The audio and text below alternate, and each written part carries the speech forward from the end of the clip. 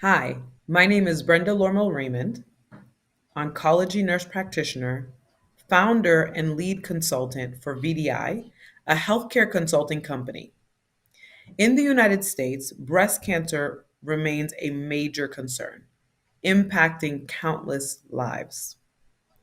Breast cancer is the second leading cause of death among women, claiming thousands of lives each year. Black women are particularly affected. Today, we want to emphasize the importance of mammogram exams.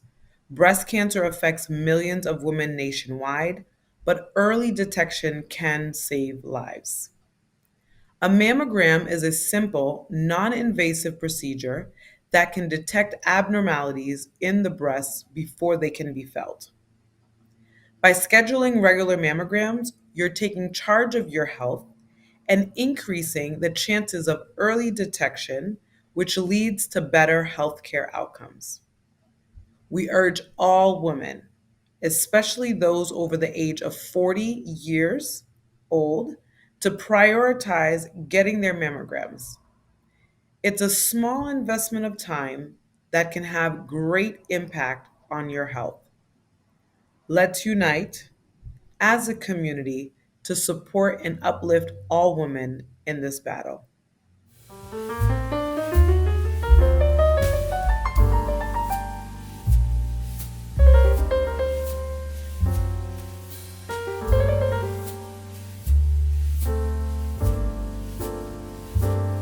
I'm welcoming viewers around the world, viewers all over the social media, especially viewers in Massachusetts. My name is Ronald Bernard, and I'm hosting the show called SBP. SBP is the show bringing to you by the partnership between MCTV and Mosaic Public Media. SBP is Small Business Promo. So for the year roundup, we invite Mr. Moses Rodriguez from the Cape Verdean Association of Brockton. He is the executive director. Welcome, Mr. Rodriguez. Thank you. Thank you for having me. Well, thank you for being in our platform, and you are someone who are used to coming to the platform, and we're gonna talk about the Cape Verdean Association. How was the year 2023 in terms of activities and perspective?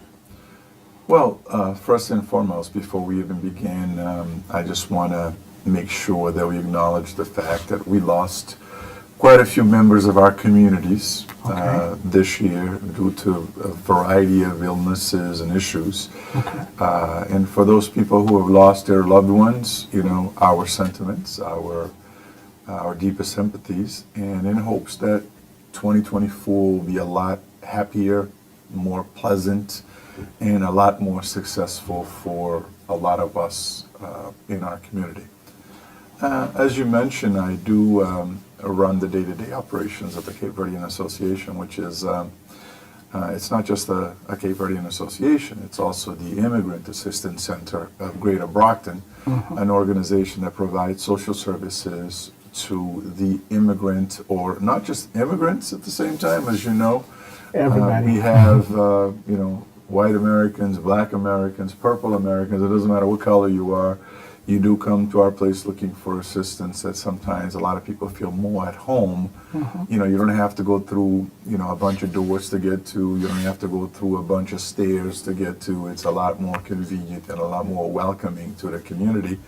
And that's why it's become known as the association. Nobody actually talks about it as the Cape Verdean Association. Even folks in city government say, do you think the association would do this? Or we have some things for the association, because they're viewed as a place of gathering for Brocktonians, and not just Brocktonians, but people from the greater Brockton community. We help a gazillion people in terms of those social issues, assistance to folks that need rental assistance, to individuals who are need some sort of relief from their electric bills. We know that electricity and gas, heating gas in this country, tends to escalate a bit too much in the sense. So we do have those programs that we provide our individuals with. English as a second language is something that we've been doing forever, and we continue to do that. And the good thing about that is that you go to those classes and you find people from all over the place, not just Cape Verdeans, Brazilians, Haitians, Ecuadorians, Mexicans, you name it. Because again, it's something that I strongly believe in, that it's an opportunity that I was fortunate enough to get when I was a teenager. I came to this country as a 16-year-old, not speaking a lick of English. I was fortunate enough to go to school and pick up the language, so I felt that it was important for us as an organization to make sure we do the same thing to help other people do the same things, and that's why it's been a cornerstone of our organization to be able to provide that assistance. We do things with the senior population in a few of the housing complexes in the city, because we know that our seniors sometimes are the forgotten few. A lot of the seniors in our community, especially the Haitian and the Cape Verdean community, they become the babysitters for their families in a sense, and people tend to take advantage of grandparents, people that sacrifice their lives to be at the level that they're in. Now they're going back and taking care of other people's kids. Yep. So that's why we focus heavily on doing some things. We did things at Thanksgiving, do things at Christmas time, meet up once a month with Kennedy Drive folks to make sure that we're there to kind of provide some support for them as well. This year we became, a bunch of us at the association became certified as counselors to help people process their health insurance with the Health Connector and the Healthcare for All.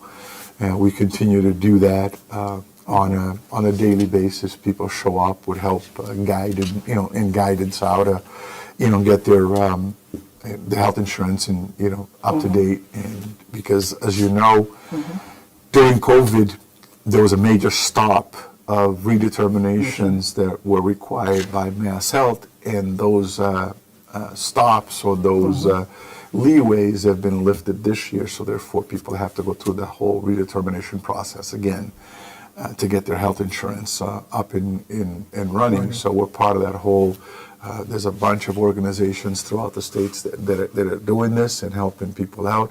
And we've done quite a few of these, both sessions and individual cases that come through our doors to get that process done.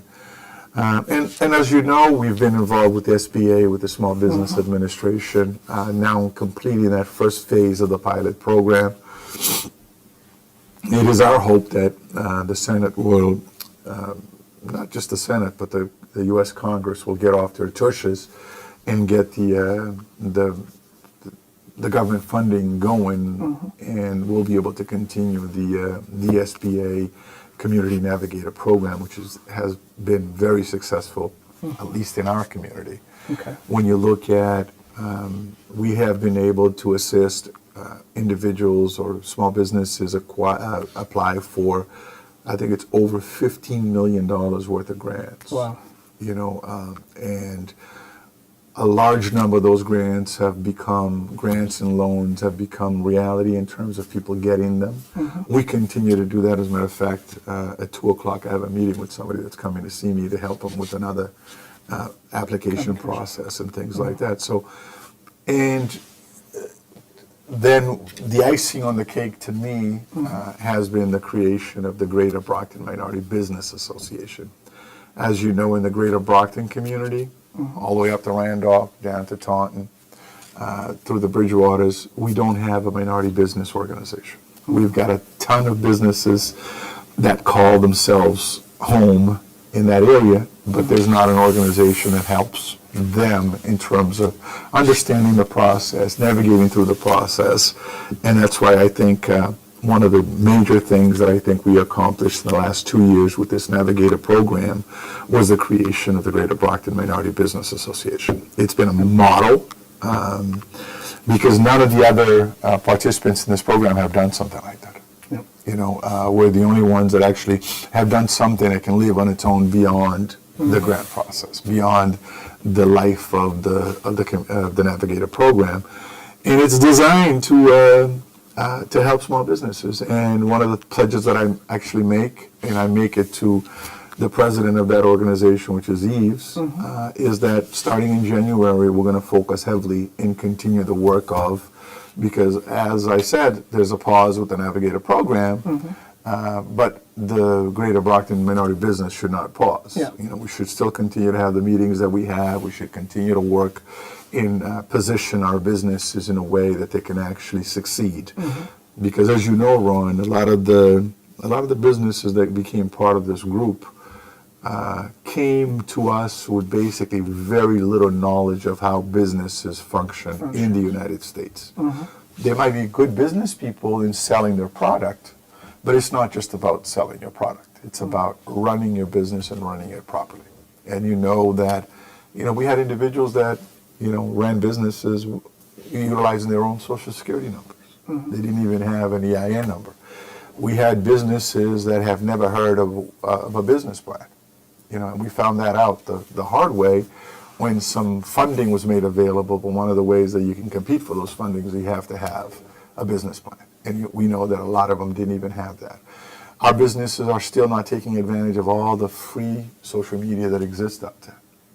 Very few of them are utilizing social media. And everybody knows that nowadays, social media is king in terms of helping you survive in the business world. So that's something that we're going to focus on in this coming year with the business organization, to make sure that, one, we renew the membership of the organization, make sure that everybody becomes an official member of it, because like I said, there's great benefits from being a member of it, not just the technical assistance that we had provided to them, but there was actually some lobbying that we did to make sure that some funding was put aside from the city standpoint to provide some assistance to these small businesses. And we're going to continue to do a lot more. I was just talking to the CFO of the city the other day, and there's some money that's being set aside already to help out these small businesses. So, but we have to make sure that they do their part in order to qualify for those benefits that they're entitled to. Okay. Having said that, you're talking about a lot of programs, and it seems the association have had like a kind of like a good year. Would you would you have encountered any kind of challenges in implementation in those programs that probably it's a lesson learned for next year? Well, one of the problems that we always have is the lack of funding. Yeah. We are the only majority black city, and I say it proudly. Yeah. You know, the only majority black city in New England. But yet somehow when you go after funding that exists out there, put out by the government to help, you know, black communities, we are forgotten. You know, often we used to hear, oh, you guys didn't apply for it. That's not why you got it. We didn't get it. But now we're applying for these things to help the minority or the black community, but we're still not getting it. It's still, you know, the playing field is still like this. You know, for some odd reason, everything drains towards Boston. We here in the outskirts are basically holding our own in the sense, you know, so hopefully one of the things that we need to do as a community is to basically work a little more forcefully in terms of demanding what is equally ours. Because a lot of times what people forget, government funding doesn't belong to somebody named government. Government funding belongs to we the people. We the people pay for those funds. So it's not this guy named government that controls this. Although individuals are controlling it, but it shouldn't be done that way. So our goal is to go after these funds more forcefully and demand a little more forcefully in the sense, you know, and showcase the work that that has been done, and showcase the need that continues to exist in our communities, because our community should not be treated any different than communities in Boston or elsewhere. You know, we don't have the big foundations in the Brockton area. We do not have that. So we rely heavily on our government to help out, and sometimes when the government kind of looks the other way or says, well, you know, you needed to put an I here, you didn't put an I, you put something that resembles an L, therefore that's why you didn't qualify. to me is kind of, it's makes very little sense that you are made to compete for funds designated for community use, and then the criteria comes into play that you're not doing exactly what this is asking for numerals, not, not 9 written N-I-N-E, but it should be a number 9, vice versa. To me, it's a little senseless in the sense that it makes very little sense, because if the goal is to provide services to the community, I think we need to provide services to the community.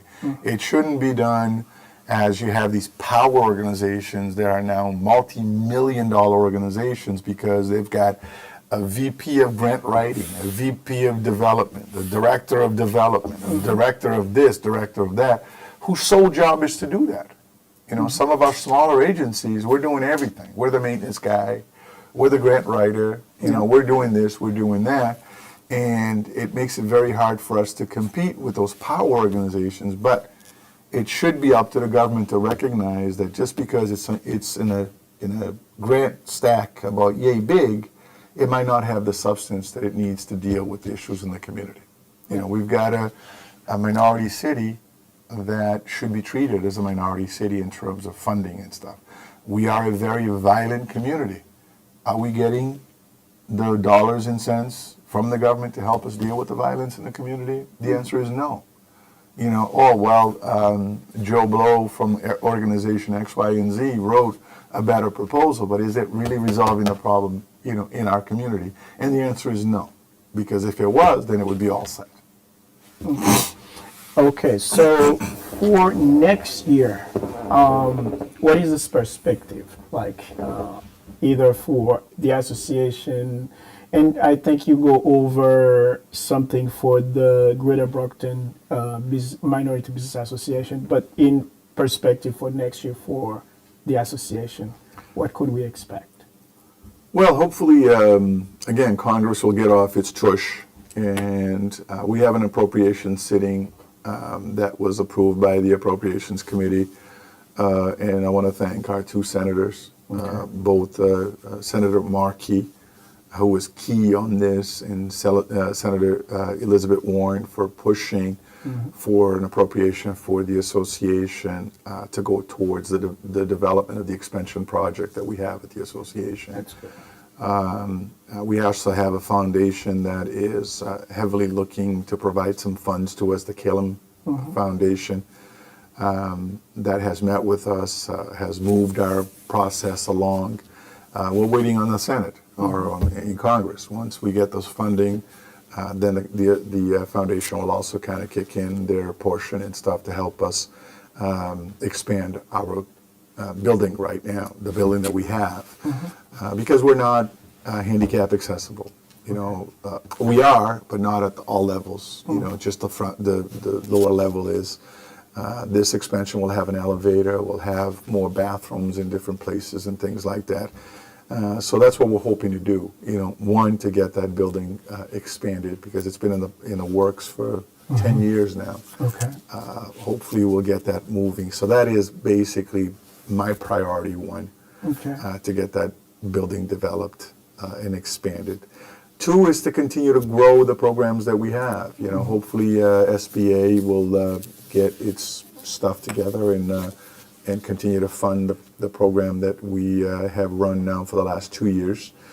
3, the state will recognize, and I've made some arguments to DPH. As a matter of fact, I had an interview with somebody from DPH, and I sarcastically said I didn't even know that DPH was still in function, because we don't get anything from DPH. So as far as we're concerned, it doesn't exist. Yeah.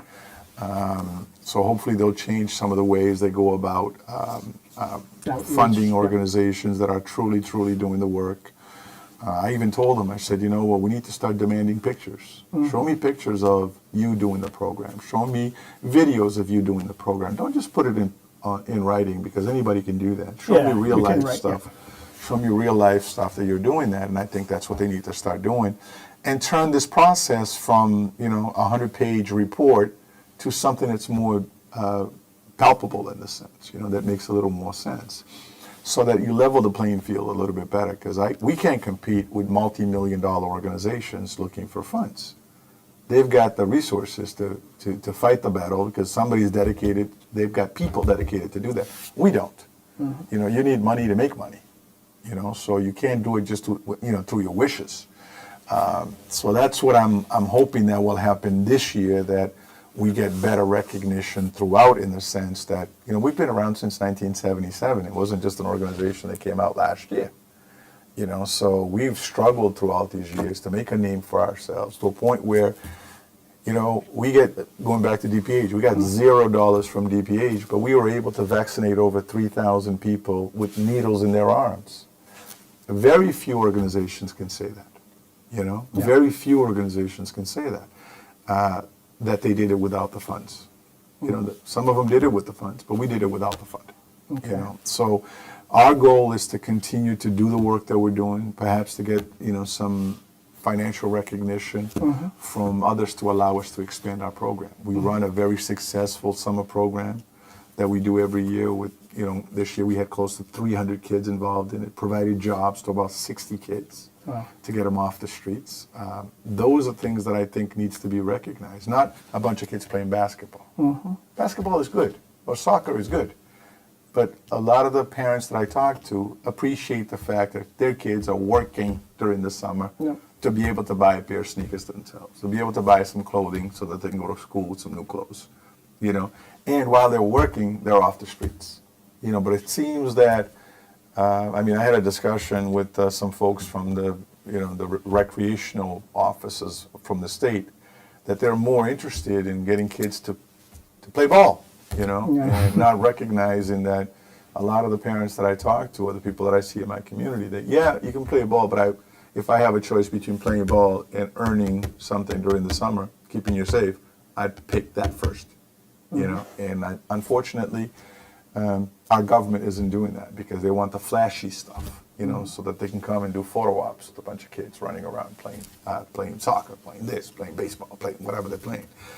So we're going to focus on jobs. Okay. We're going to focus on jobs, employing these kids, because it has been scientifically proven that if you give a kid a job where he or she is earning something, there's a very good possibility that that kid will stay out of trouble. Yeah. Because they're earning something, they know the cost of work, they know what it takes to make a dollar, and their whole perception changes, because they're no longer a bunch of hoodlums, in the sense that they're actually kids who are contributing to something. You know, so that's what we're going to continue to push, as well as continue to serve our community. You know, we're continue to have the assistance program that exists out there. We're going to continue to do what we can to make sure our people are doing the right thing, learning the language, getting to become a U.S. citizen, you know, taking the test, vote, participate in the process. That's what we're going to try to do. And I know you have an energy program going on as well. I don't know if you would like to, I mean, the audience to, you know more about the program. Well, for the first time in the history of our city has gotten involved with Mass Save. Yeah. Mass Save always existed, but not through an organization or through the city of Brockton. So this past year, we got involved with Mass Save to bring the program officially into the city. It's a collaboration between the city of Brockton, the mayor's office, and the association. We have, you know, bilingual or multilingual advocates that actually work in those languages to assist people to make their homes a little more energy efficient. It's a free program. It costs $0, because I shouldn't say it's a free program. It's a program that we have already paid into. Anybody that pays a light bill pays into Mass Save. Anybody that pays a gas bill pays into Mass Save. So you're actually getting back what you paid. They provide you with, you know, energy efficient lamps, energy efficient shower heads. If your home needs insulation, they'll provide the insulation for you. If your windows are bad or whatever the deal might be, they'll make it energy efficient in a way. If you have a boiler or a heating unit that's not working properly, they will replace it for you. In some cases for free.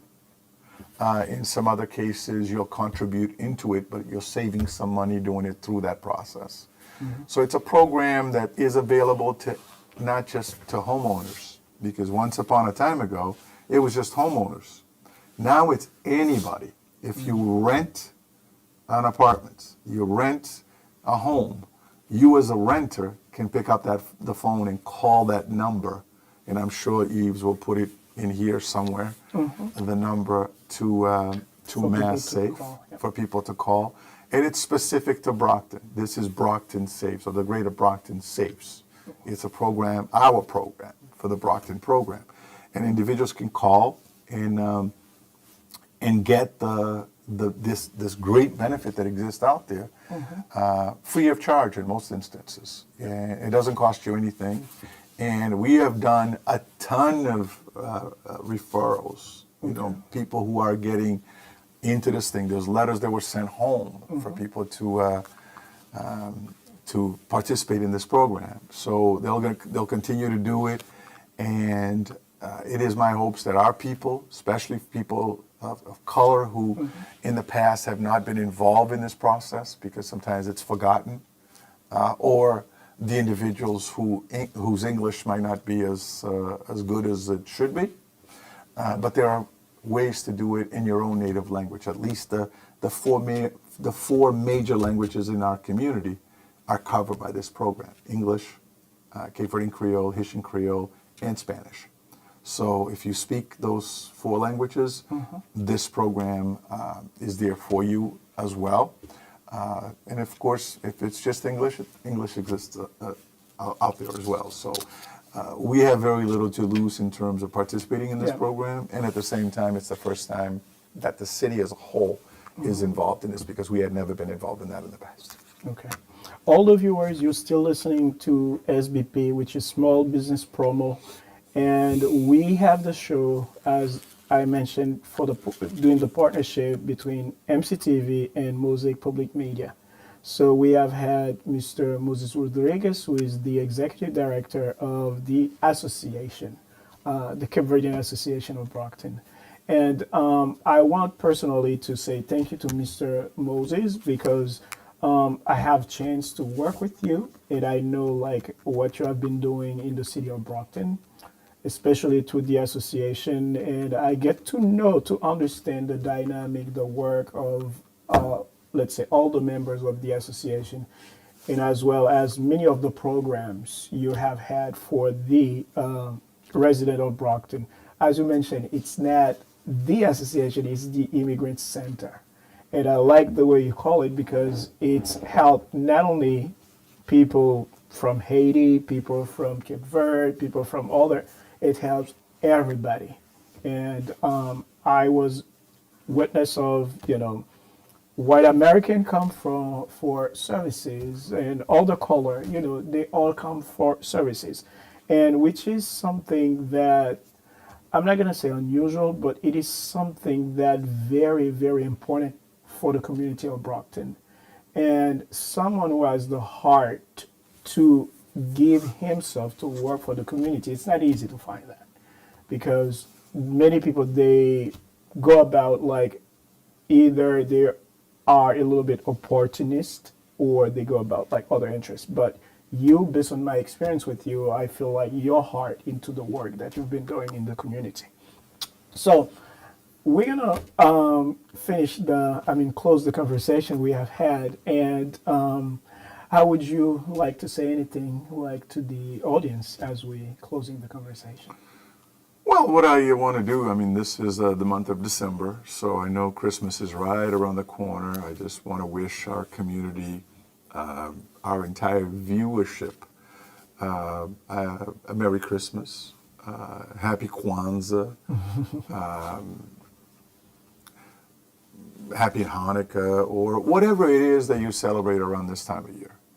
I celebrate Christmas because I'm a Catholic or a Christian, but I have friends who are celebrating other festivities around this time of year. So happy whatever it is that you celebrate this time of year. But overall, we do have a new year coming, and that is universal in terms of the passage of the new year. So I want to wish everybody a happier new year.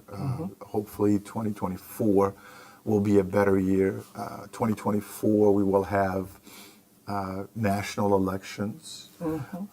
So we need our people, folks that are watching us, to participate in the process. There is, sometimes people, vote for this guy, vote for that guy. Well, that's not what we're saying. We're saying participate in the process. Get out of your home, make the effort to get out and vote. Vote for whoever you want to vote for.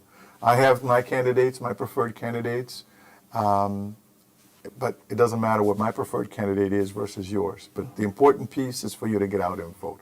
Participate in the process, because a ton of people died in this country for that right and that right alone that we're taking for granted. We're now taking that right for granted. People just don't put the importance behind it. Oh, my vote doesn't count. Yeah, it does. It does, because it shows the number of people that actually participated. And it decides on elections. We've just had elections in Brockton. One of the races were decided by 3 votes. 3 votes. So it does matter. It does matter. Elections are local elections. They're state elections, but this year coming up, they're federal elections. We're going to be choosing a new president one way or the other. Either re-elect Biden or select someone else on the other side. There's some our congressman is running again. There's some state folks running again. But it's important for us to participate in that process to make sure that we're valued as a community that votes. There's a lot of immigrants, sometimes they become citizens for the purposes of petitioning for their families to come. The number one responsibility of a citizen is to participate in the civic and the political process of our country. America's a great land, a great country, but you know what? It only gets better every time we participate in that process. So that's my hope, that 2024 will be that for everybody to participate, continue to support organizations such as ours that are, we're willing to roll up our sleeves and do the work. Continue to support us. Continue to believe in your community. If you see some things that are taking place in the community that could be done better, communicate it. Let people know what's going on so we can kind of change it or augment it or whatever we need to do. But participate in the process. Don't just sit back and say, well, somebody else will take care of it. Our streets are not the cleanest of streets, especially in the city of Brockton. But you know what? People dirty streets, people dirty areas. So it's important for all of us to kind of pitch in and help out. We can't sit back and wait for government to come and do it for us. We got to do it ourselves, as far as the little that we can do around our homes to make sure our homes are nice and clean and decent for people to live around. But it takes a village. It takes a whole community to come together to do that, because, again, we chose to be in this country. I was dragged here when I was a teenager, but I'm choosing to be here. I'm choosing to raise my children here. I chose to raise my kids here. I'm choosing to be a grandfather around the kids now. This is my land. This is my country, and I want to make sure that we all participate in this and help this country continue to be as great as it is. Okay. Well, thank you, Mr. Rodriguez, and thank you, all the audience. Merry Christmas and have a Happy New Year. It's Ronald Bernard, and it's a pleasure for me to present SBP. Have a great one.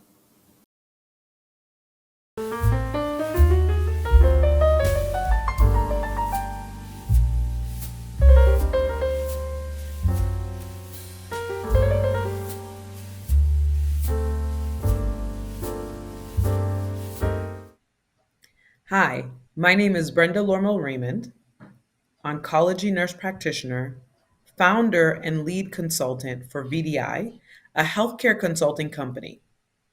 In the United States, breast cancer remains a major concern, impacting countless lives. Breast cancer is the second leading cause of death among women, claiming thousands of lives each year. Black women are particularly affected. Today, we want to emphasize the importance of mammogram exams. Breast cancer affects millions of women nationwide, but early detection can save lives.